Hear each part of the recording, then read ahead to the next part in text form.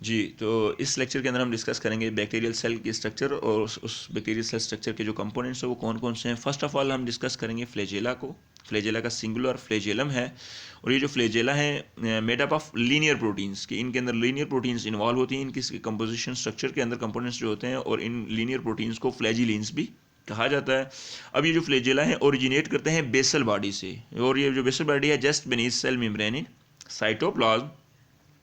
अब ये extremely thin hair like appendages होती हैं जो बैक्टीरियल सेल्स की सरफेस के ऊपर ये अपीयर होती हैं, और enable it to move in walls like a propellers के स्पेसिफिक वॉल्स के अंदर मूव करते हैं, और जिसकी वजह जो इनका रोल होता है लाइक अ प्रोपेलर होता है। अब बैक्टीरियल जो सेल है उसके साथ जो फ्लैजेला की जो अटैचमेंट है या जो उनकी अरेंजमेंट पैटर्न है, इसके बेसिस पे अगर इनको फर्दर मोर क्लासीफाई किया गया है। एट्राइकस बैक्टीरिया वो होते हैं कि जिनके अंदर कोई एक सिंगल फ्लैजेला भी प्रेजेंट नहीं होता, मीन के विदाउट फ्लैजेला होते हैं। और अगर एक सिंगल पोलर फ्लैजेलम प्रेजेंट होगा तो उसके लिए वर्ड यूज़ किया जाता है मोनोट्राइकस। और अगर टफ टफ फ्लैजेला प्रेजेंट्स होंगे, मीन कि more than one flagella present होंगे अगर किसी दो में से किसी एक पोल के ऊपर भी, तो उसके लिए वर्ड यूज़ किया जाता है लोपोट्राइकस का। और अगर वो कंडीशन के जिसके अंदर फ्लैजेला दोनों पोल्स के ऊपर प्रेजेंट होंगे बैक्टीरियल सेल के सराउंड में, उसके लिए वर्ड यूज़ किया जाता है एम्फीट्राइकस का। और अगर इस इन फ्लैजेला ने उस होल बैक्टीरियल सेल को सराउंड किया हो तो उसके लिए वर्ड यूज़ किया जाता है पेरी ट्राइकस का। और ये मेजरली जो वेरिएशंस पैटर्न्स हैं डिफरेंट जो फ्लैजेला के नंबर्स और अटैचमेंट पैटर्न के बेसिस पे डेवलप होते हैं, ये कोकाए जो बैक्टीरियल शेप है इसके अंदर हमें मेजरली मिलते हैं। और इनका मेजर जो फंक्शन है कि ability to move for activity की जिस ऑब्जेक्ट के अंदर ये प्रेजेंट है उसको डिफरेंट अपनी एक्टिविटीज़ परफॉर्म करने के लिए अकॉर्डिंग टू नीड उसको हेल्प आउट करते हैं। सेकंड हमारे पास बैक्टीरियल सेल का कंपोनेंट है वो है कैप्सूल। कैप्सूल इटसेल्फ मिल के बना होता है repeating unit of polysaccharides and proteins कि इनके अंदर दोनों चीज़ें इन्वॉल्व होती हैं, पॉलीसैकेराइड्स और प्रोटीन्स दोनों इन्वॉल्व होती हैं इसकी सब यूनिट्स के अंदर। बेस्ड ऑन केमिकल स्ट्रक्चर्स इसको फर्दर मोर क्लासेस के अंदर डिफरेंट क्लासेस के अंदर क्लासीफाई किया जाता है। इसका जो मेजर फंक्शन होता है कैप्सूल का वो प्रोटेक्शन अगेंस्ट फैगोसाइटिक इनगल्फमेंट कि अगर बैक्टीरिया को कोई सेल इंगल्फ कर लेता है तो उसको ये क्या करेगा, बैक्टीरियल सेल को इटसेल्फ प्रोटेक्ट करेगा। Second attachment to the surface कि जिस पैथोजन के साथ इसने पैथोजन और होस्ट के दरमियान जो इंट्रैक्शन है उसको डेवलप करने में इसका क्या होता है, कैप्सूल का रोल होता है। थर्ड वन ये रिजर्वर्स होते हैं न्यूट्रिएंट्स का कि अकॉर्डिंग टू नीड्स इसके जो बैक्टीरियल सेल होता है उसके अंदर रिजर्व फूड मटेरियल प्रेजेंस होते हैं। अगर हार्श कंडीशन हो, जब ये आगे हम नेक्स्ट देखेंगे कि जब ये सिस्ट डेवलप कर रहे तो उस दौरान इस कैप्सूल के अंदर जो रिजर्व फूड होगी उसको ये क्या करेंगे, अकॉर्डिंग टू नीड यूज़ करेंगे। थर्ड वन हमारे पास है प्लाज्मा मेम्ब्रेन। जो बैक्टीरियल प्लाज्मा मेम्ब्रेन है ये मेजरली फास्फोलिपिड से मिलकर बनी होती है जिसके अंदर दो फैटी एसिड्स के चेन होते हैं, two fatty acid chains involve होते हैं।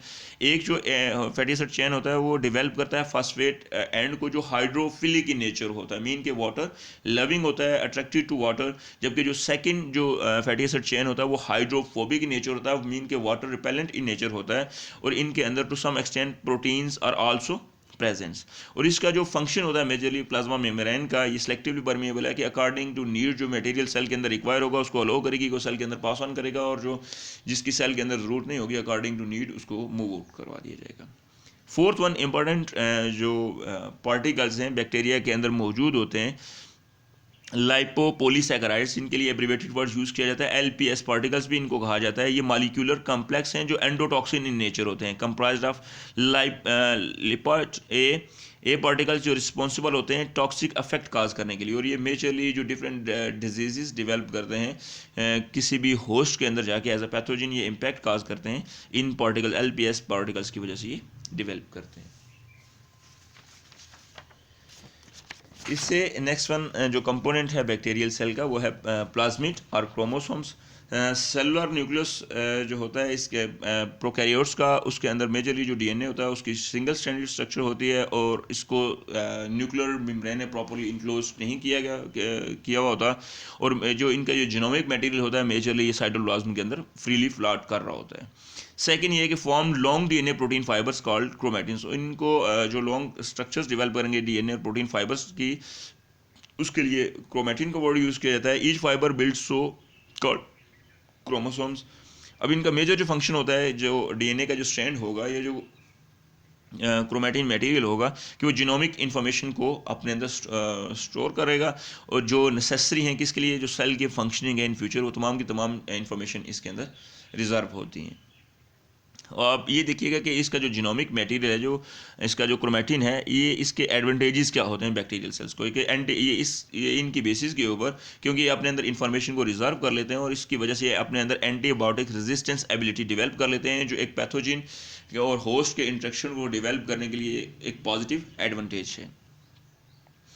6 है हमारे पास cytoplasm and ribosomes contain large number of solutes, कि अगर हम साइटोप्लाज्म को देखेंगे, कंसल्ट करेंगे, तो उसके अंदर लार्ज अमाउंट होगी सोल्यूट की प्रेजेंस होती है, large number of RNA presence होते हैं और अप्रॉक्सीमेटली 20,000 राइबोसोम्स पर सेल्स प्रेजेंस होते हैं। हैव 60 एस राइबोसोमल सब यूनिट्स इसके अंदर होते हैं, मीन के जो दो फर्दर स्मॉलर सब यूनिट्स आपस में मिलकर बने थे 30 S Svedberg and 50 S Svedberg सब यूनिट्स आपस में मिलकर बने होते हैं। और मेजरली जो राइबोसोम्स होते हैं, क्योंकि ये प्रोटीन फैक्ट्रीज होते हैं, अकॉर्डिंग टू जो इन्फॉर्मेशन इनको आ रही होती है सेल, उसके अंदर अकॉर्डिंग टू इन्फॉर्मेशन ये क्या कर रहे होते हैं, प्रोटीन को सिंथेसाइज कर रहे होते हैं, तो इनका जो मेजर यहाँ पे फंक्शन होगा वो प्रोटीन की सिंथेसिस के अंदर ये इन्वॉल्व होंगे। 7 हमारे पास जो कंपोनेंट्स हैं वो है सेल वॉल म्यूरिन्स, जो म्यूरिन्स और पेप्टाइडोग्लाइकन से मिलकर बनी होती है। ये स्ट्रक्चर एलिमेंट है जो इन बैक्टीरियल सेल को एक स्पेसिफिक स्ट्रक्चर देता है और इसने इंटायर सेल को क्या किया होता है, सराउंड किया हुआ होता है। और इस सेल ये पॉलीसैकेराइड से मिलकर बनी होती है, जिसके अंदर पॉलीसैकेराइड क्रॉस लिंक्ड होते हैं और आपस में एक पेप्टाइड चेन जो है polypeptide chain like structure develop करते हैं। अब इनके अंदर जो नेक्स्ट कंपोनेंट है वो है स्पोर्स। अब सर्टन जो स्पीसीज हैं बैक्टीरिया की वो स्पोर्स प्रोड्यूस करती हैं, और ये स्पोर्स जो हैं वो एक्सटर्नल भी हो सकते हैं और इंटरनल भी हो सकते हैं। अगर जो स्पोर्स प्रोड्यूस हो रहे हैं external to the vegetative cell है तो इनके लिए वर्ड यूज़ किया जाता है एक्सोस्पोर्स का, और अगर with in the vegetative body ये स्पोर्स प्रोड्यूस हो रहे हैं तो इनके लिए वर्ड यूज़ किया जाता है एंडोस्पोर्स का।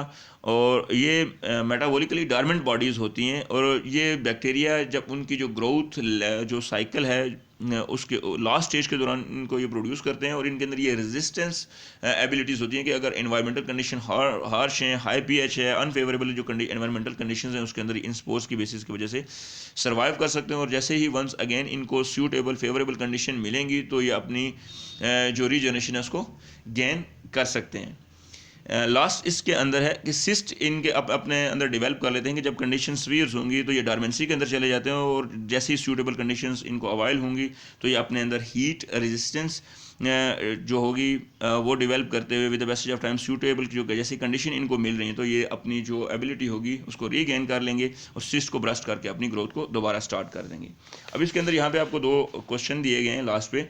दो ग्रुप हैं आपके, जो ग्रुप 1 है ऑड नंबर जो है रोल नंबर है, उसके अंदर अपने draw complete label diagram of bacterial cell की, अपने इसके अंदर जो बैक्टीरियल सेल है और उसके जो कंपोनेंट्स हैं उसके एक कंप्लीट लेबल डायग्राम बनानी है।